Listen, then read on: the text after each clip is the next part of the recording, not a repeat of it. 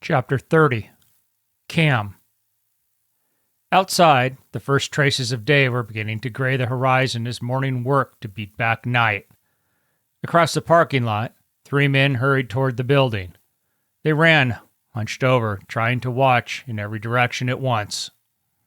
Tim pulled the door open and allowed the cops to enter with an Asian stranger they knew must be the Korean restaurant owner and, who Cam prayed, spoke Korean. Pointing at the wounded soldier, Mike locked gazes with the Bayat brothers. "Watch him for a minute." Without waiting for their response, he motioned Cam, the cops, and the man with them over to one side. He waited, arms folded across his chest as they approached. Roberta remained in the back, staring uncomfortably at the injured soldier's blood-soaked arm. "Hey guys, this is Steven, the guy I was telling you about," Alex said, by way of introduction. Arms still crossed, Mike studied Steven for a second. "You see what's going on out there?" he asked flatly. Steven's face was unreadable, but he nodded. "You got a problem with what's going on here?" Mike continued. Cam remained quiet, knowing Mike wanted to get a better understanding of where Steven stood before trusting the man to translate. Steven's head dropped, and he stared at the floor for a few seconds before raising his eyes to meet Mike's stony stare. "I came to this country from South Korea for a better life for my children. I didn't live in North Korea, and for that, I am thankful.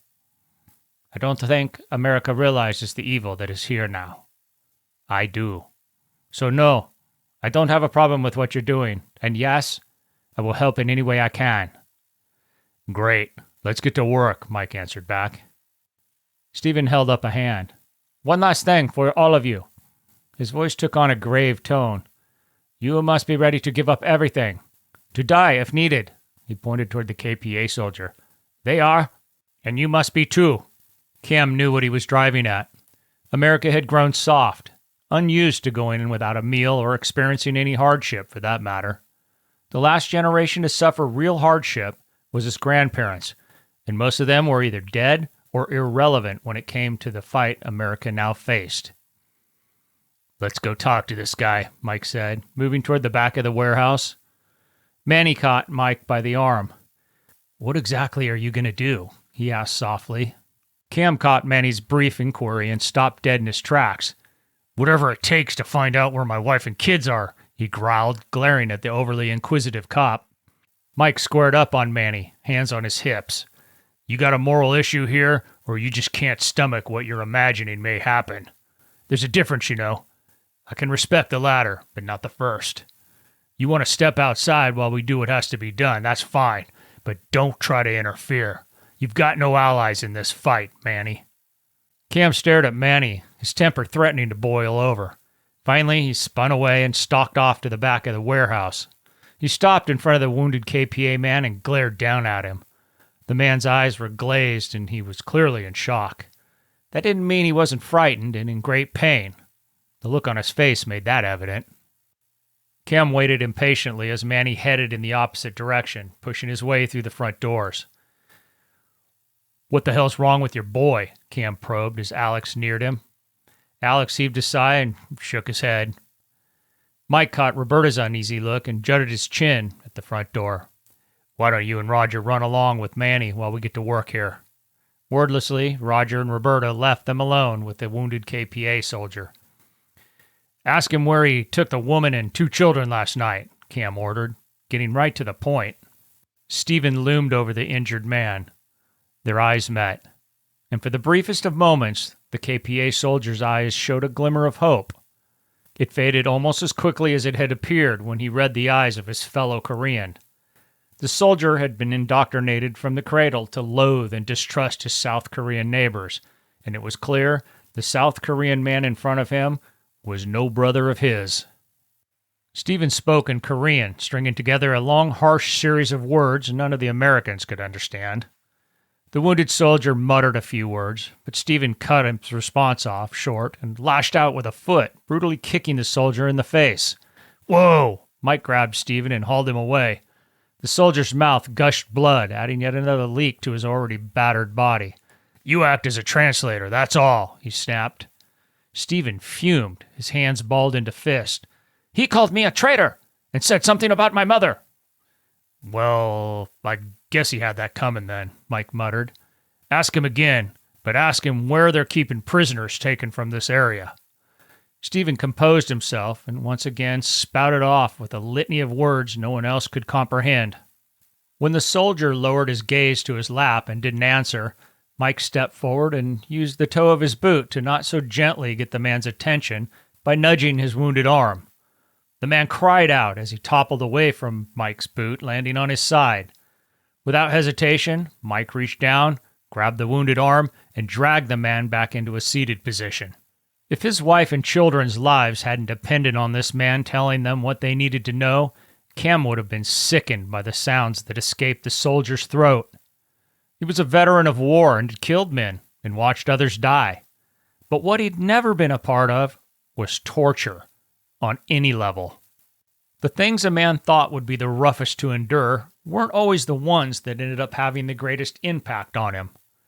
Cam always knew that intentionally hurting another person who was essentially helpless would be an issue for him. As it turned out, it wasn't at all. It was the grotesque sounds the man made as he rode the waves of agony caused by Mike's prodding boot. Who would have thought, Cam wondered. The soldier's head lifted, but only marginally as his half-closed eyes rolled up to meet Mike's deadpan stare. The man's eyes closed for a few seconds as he fought off fresh rounds of anguish coursing from his arm, shoulder, and now neck and head. When he opened his eyes again, his mouth parted, and he began to speak in Korean. When he finished, his head listed to one side and his eyes closed.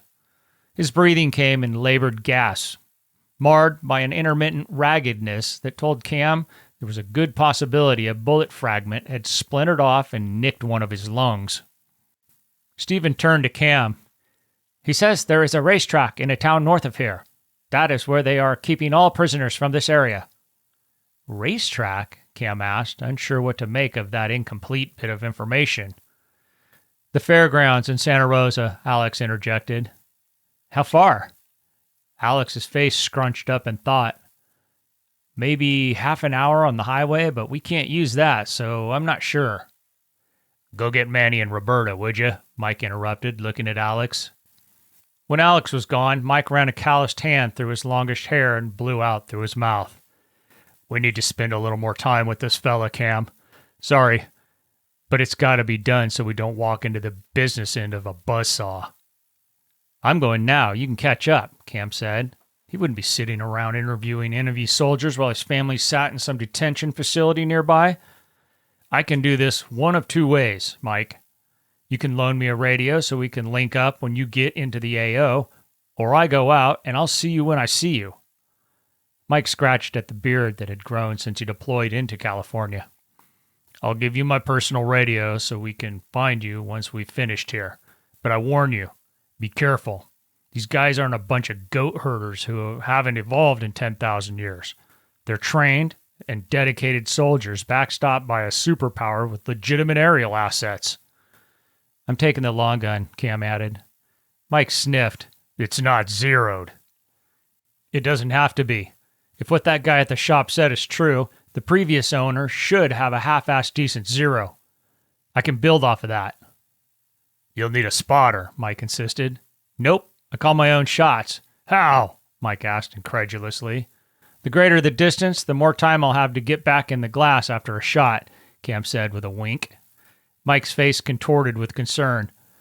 You plan on making shots? Isn't your mission to disrupt their operations here? Cam parried. Mike paused, then relented. It is.